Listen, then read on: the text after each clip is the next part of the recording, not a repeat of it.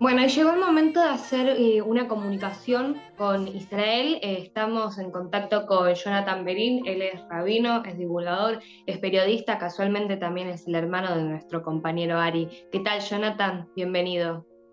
¿Qué tal? Muchas gracias por la invitación. Jonathan, quería comenzar primero contándoles a todos los que nos están viendo que vos estás justamente por allá y que estuviste allá desde el día en que comenzó esta guerra. Así que me gustaría que nos cuentes para introducirnos. ¿Cómo fueron esos primeros minutos, esos primeros días? Bueno, mira, esto ocurrió todo el sábado a primera hora de la mañana. Yo estoy en Jerusalén, donde estamos a unos 70 kilómetros del lugar del conflicto, que parece mucho, pero no lo es tampoco.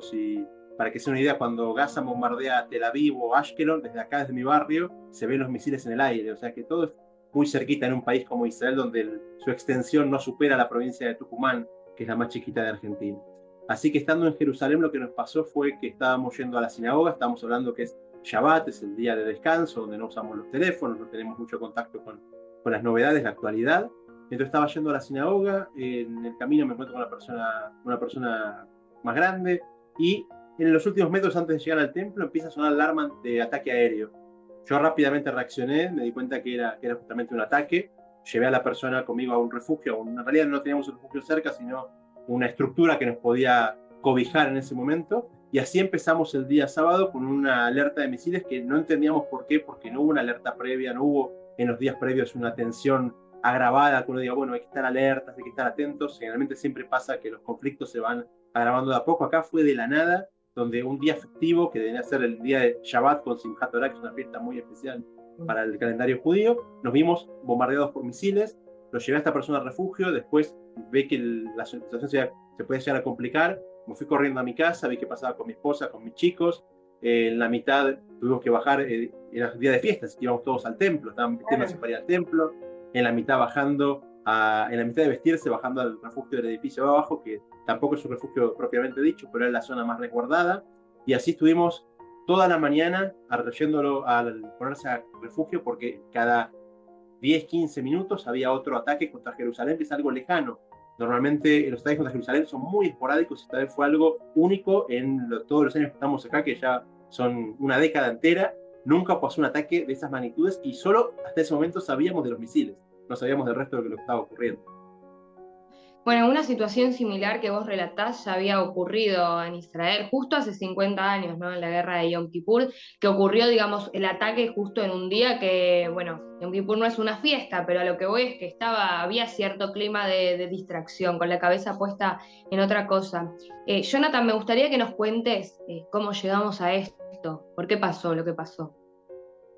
Bueno, mira, con lo que dijiste de Yom Kippur es tal cual. De hecho, yo mi primer mensaje que publiqué en las redes sobre esto lo asocié porque fue la misma sensación. Yo tengo acá Sí. una vecina abajo que tiene 80 años, y el mismo día de la fiesta ella salió afuera de su casa, cuando entre misil y misil, entre alarma y alarma, a hablar con nosotros, a ver cómo estábamos, queríamos saber cómo estaba ella también. Y ella sí recordaba cómo fue Yom Kippur, nos dijo, es exactamente lo mismo. Sentirse desprevenidos en un momento que es dedicado a la espiritualidad, donde uno a veces está abocado al crecimiento espiritual, a la paz, a la hermandad, y te descoloca por completo. Así que la sensación fue realmente muy, muy parecida a la de Yom Kippur en ese momento.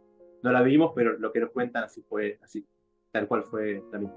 Bueno, que nos cuentes un poco por qué sucedió esto, cómo llegamos a este punto. Bueno, lo que hay que dejar en claro en esto es que, si bien ahora se está dando una especie de guerra en Gaza, con lo que está ocurriendo no fue una guerra, fue un ataque terrorista de magnitudes nunca antes vistas, proporcionalmente hablando, en la historia de Israel y creo que en la historia del mundo.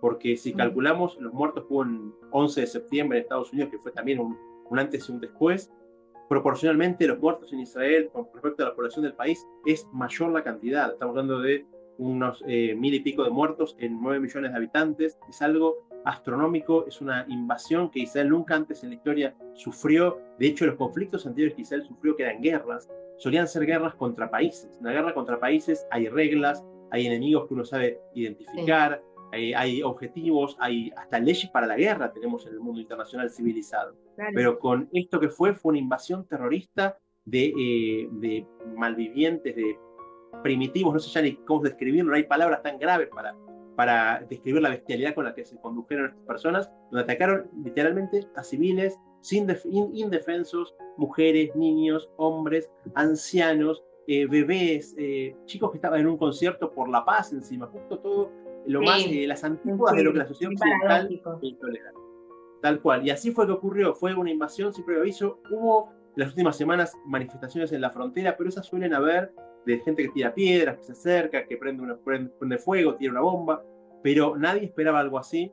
Pero lo que sí se llegó es a un punto de no retorno, porque estamos hablando de una agresión sin precedentes, donde Israel hasta ahora venía con una política de amedrentamiento. Pero bueno, ¿sabes qué? Ustedes no molesten, nosotros no molestamos. Por más que sabía lo peligrosos y lo inhumanos que eran los enemigos, hasta ahora se buscó que se mantenga todo en una forma, un equilibrio delicado, pero un equilibrio. Esto rompió todo el equilibrio, desequilibró toda la ecuación y por lo tanto se están tomando medidas para justamente evitar que esto vuelva a ocurrir. Ya no se soporta un vecino hacia el lado, no se puede tener a 700 metros de la casa de un israelí una persona que es capaz de degollar un bebé sin el mayor de los miramientos. Así que lo que se está haciendo ahora es justamente tocar de raíz el problema. Se llamó un gobierno de unidad, ya se logró que el gobierno se una, se firme el gobierno de unidad, y todos juntos en el país estamos alineados atrás de un objetivo que es destruir a este enemigo inmoral e inhumano que tenemos en la frontera sur.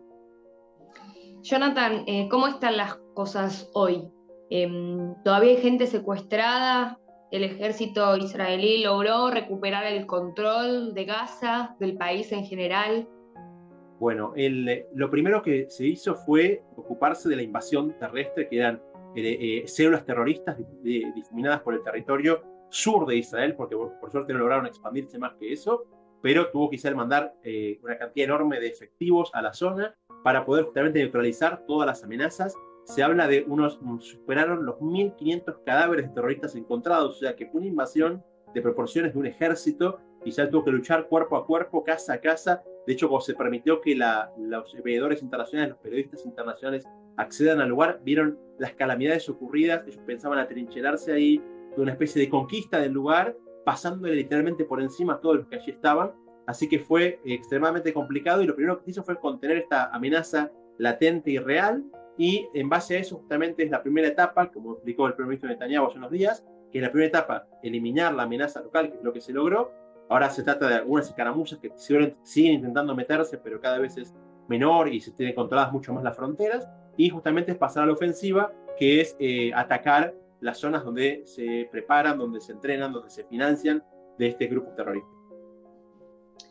Bueno, aclarar, por supuesto, Jonathan, que esta es una entrevista que está siendo grabada, estamos hoy a miércoles, por lo tanto, bueno, aclarar que la situación de aquí a que se emita nuestro programa puede modificarse. ¿Hay todavía personas secuestradas?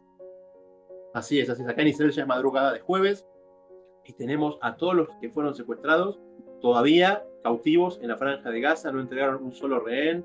Hubo un intento de mediación vía Qatar, una negociación, pero hasta hay amenazas de que jamás habla de ejecutar a los rehenes. Están tomando prácticas muy parecidas a las de ISIS, el Estado Islámico, donde una crueldad inimaginable, filmaciones, discusiones, mandar videos de cómo se tortura a la gente. Entonces, lo que se tiene ahora es, hasta el momento donde estamos grabando esto, hay 81 familias notificadas sobre el secuestro de sus seres queridos, pero todavía estamos con una cifra que puede hasta duplicarse, y esperemos que no, pero cerca de triplicarse por la cantidad de desaparecidos que todavía hay y se están Claro. buscando dónde se encuentran.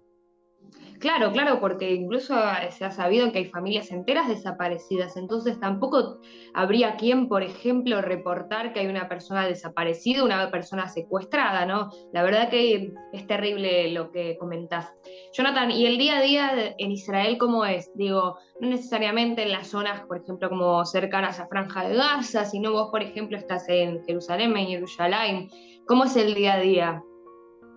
Bueno, mira, las zonas cercanas a Gaza y las zonas del norte, porque también está empezando un conflicto con Hezbollah, esperemos que no se agrande, pero esas zonas ya se declararon zonas militarizadas de guerra, se evacuó a la población, se las derivó a hoteles, se las derivó a casas de familiares en otros lugares. De hecho, acá en el barrio que estamos en Jerusalén, tenemos un hotel entero que fue habitado, ahora está habitado, se trajo toda la gente del sur, de la frontera con Gaza, para que se alejen del conflicto, y se llenó el hotel con esa gente, también los hoteles del Mar Muerto, como que todo el país se puso a disposición logístico de alejar a los civiles de la zona de conflicto, que es lo que hace cualquier Estado civilizado y no lo que hacen justamente nuestros enemigos que usan estas clases de civiles como escudos humanos, y ahora que el conflicto sea ejército contra terroristas y no sea con los civiles en el medio. Pero nuestra vida particular acá seguro que cambió, está alterada la vida de todo el país. Tenemos todos los refugios, los lugares para resguardarse preparados. Ya el gobierno pidió que se almacenen víveres por 3 días en esos lugares de refugio, tener agua, tener elementos para iluminar si se corta la luz, tener comida seca, tener radios o sistemas de comunicación para no depender de la luz eléctrica, incluso con pilas, con baterías, para poder estar informados de lo que ocurre afuera. Ya una situación de preguerra muy, muy intensa, o sea, no preguerra, es guerra, pero como en ciertas localidades está más lejos, se vive distinto que en las localidades cercanas. Ahora sí se escuchan los aviones zumbar todo el día, hay veces que hay escasez de ciertos recursos, por ejemplo, también el gobierno pide que todo se almacene en agua y uno va a todos los supermercados de la zona y no encuentra agua, se está reabasteciendo la cadena de suministro, o sea que todos logramos conseguir agua, pero a veces está algo racionado, bueno, se puede llevar tantos litros por familia, o sea que haya para todos. Entonces, es una situación de guerra, el país está en guerra, todos lo sabemos, no nos alejamos de los refugios ni de nuestras casas, los niños tienen educación a distancia, de hecho los colegios ya pasaron como si fuera la época de la pandemia, de hecho eso les sirvió a los chicos de experiencia, y están viviendo una educación a distancia, porque justamente alejarlos de la familia, alejarlos de los refugios, es algo conflictivo, algo preocupante tanto para los padres como para los chicos. Entonces el país cambió a modo guerra. Estamos todos, como te dije, encolumnados en un objetivo que es vencer al enemigo. Hasta hace muy poco, Jonathan, se estaba viviendo un clima dentro de Israel un poco conflictivo, diferentes posiciones políticas acerca de diversos temas. Quería saber cómo está hoy, digamos, esa situación, cómo se vive el clima allá. Bueno, acá lo que reina en el país es un clima de unidad casi absoluta, donde se entendió que toda diferencia de opinión entre izquierda, derecha, laico, ortodoxo, todas esas diferencias quedan de lado cuando lo que hay que defender es Israel, la casa de todos, y la unión y la hermandad contra un enemigo que justamente lo que quiere es destruirnos. Y esto es un mensaje para tomar en cuenta que ojalá no haga falta esta clase de invasiones externas o agresiones como las que hemos vivido, hemos sufrido, para que ocurran estas cosas. Se puede pensar distinto, se puede opinar de 1000 maneras y de 1000 formas, y bienvenido sea, porque el mundo crece gracias a la diferencia de opinión y a las diferencias de ver la vida, y eso hace que todos nos enriquezcamos y sabemos compartir esas diferencias para enriquecernos, para vivir mejor, para entender lo que el otro piensa y para que el mundo sea un lugar mucho más apto y mucho más cálido para todas las formas de pensar. Pero cuando surge un enemigo como este y un peligro que nos pone entre la espada y la pared, lo que hacemos es justamente entender realmente la dimensión y la importancia de cada cosa y poder dejar de lado esas diferencias que en su momento nos parecían insalvables y enormes, dejarlas de lado y entender que son pequeñeces comparado a lo realmente importante. Así que justamente nos encolumnamos todos en un objetivo, que es la paz, que es la unión, y después veremos cómo resolver ese resto de problemas domésticos que también tenemos, que se quedan suspendidos por completo por ahora, por resolver el problema mayor. Incluso estuvimos viendo a través de las redes que se realizaron un montón de acciones solidarias, desde obviamente donar comida, acercarse a los hayalim, a los soldados, a brindarles lo que necesiten, hasta donaciones de sangre masivas. Sí, también, eso es algo que es interesantísimo destacar. A veces yo, que trato de informar en redes, estas cosas a veces las tengo que dejar de lado porque lo urgente a veces supera lo importante, pero realmente es algo completamente a destacar, donde uno ve a todos trabajando a la par, hombro a hombro, familias religiosas gastándose miles de shekel en supermercado y haciendo comida para miles de soldados, familias laicas que vienen con sus autos a buscar esa comida a las casas de los ortodoxos y llevarlas a la frontera. Entonces tenemos un trabajo en equipo impresionante. Uno ve las colas, el primer día el Magen David Adom, que es el encargado de las emergencias médicas del país, anunció que los recursos de sangre, los bancos de sangre estaban extremadamente bajos, la gente concurrió masivamente a donar. Uno, si quiere donar hoy, tiene que hacer una cola de a veces 500, 600 metros, 3, 4 horas esperando para poder donar sangre, y la gente la espera igual, y uno ve gente de todos los aspectos de la vida, todos los aspectos de la vida, de todo el espectro político, todo el espectro ideológico, pero todos en la cola, charlando pacíficamente, esperando para poder hacer su aporte a la causa, económico, de tiempo, de esfuerzo, de paciencia, un montón de Zoom gratis de psicólogos asistiendo a la gente en las casas. Vemos cómo el mundo, como te dije, se unió y ese es un ejemplo realmente de cómo superar cualquier crisis. Jonathan, quiero hacerte esta pregunta que es la última, no solamente para entender la naturaleza de este conflicto, sino también para que aprovechemos esta situación para hacerle frente a tantos mitos, tantos comentarios horribles que se escuchan en las redes, y es preguntarte si esta es una guerra de características religiosas. ¿Esta es una guerra religiosa? Mirá, esto es lo que ocurrió acá, es un ataque terrorista fanático religioso que llevó a la muerte de civiles, que llevó a la muerte de, como dijimos antes, víctimas completamente inocentes y alejadas del conflicto, gente que estaba como turista en un concierto por la paz, o sea, más alejado de un conflicto que eso no hay.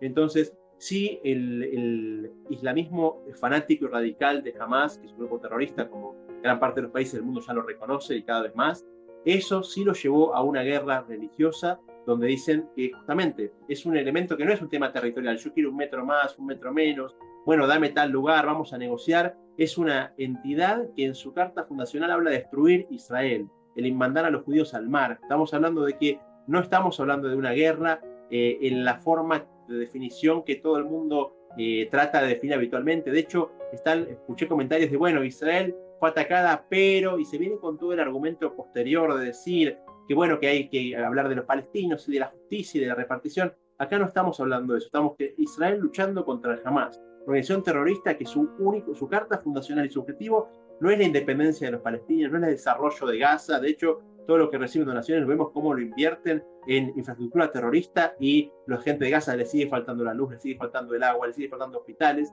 porque su objetivo principal y casi exclusivo es destruir a Israel, destruir a la gente que vive, como dicen ellos, desde el río hasta el mar. Quieren todo para ellos y con la expulsión y el destruir al Estado de Israel y a su población. Entonces, esto no es una guerra como la gente la entiende, acá no hay peros, tiene que haber una condena total y sine qua non, sin peros, sin excusas contra lo que ha ocurrido y entender que lo que se le hace es defenderse de esta clase de cuasi humanos, de esta clase de gente extremadamente violenta y que no tiene ninguna regla ni ningún código, que vive a metros de los ciudadanos de Israel. Y por eso es que Israel está luchando por su defensa y por la protección de sus propios ciudadanos.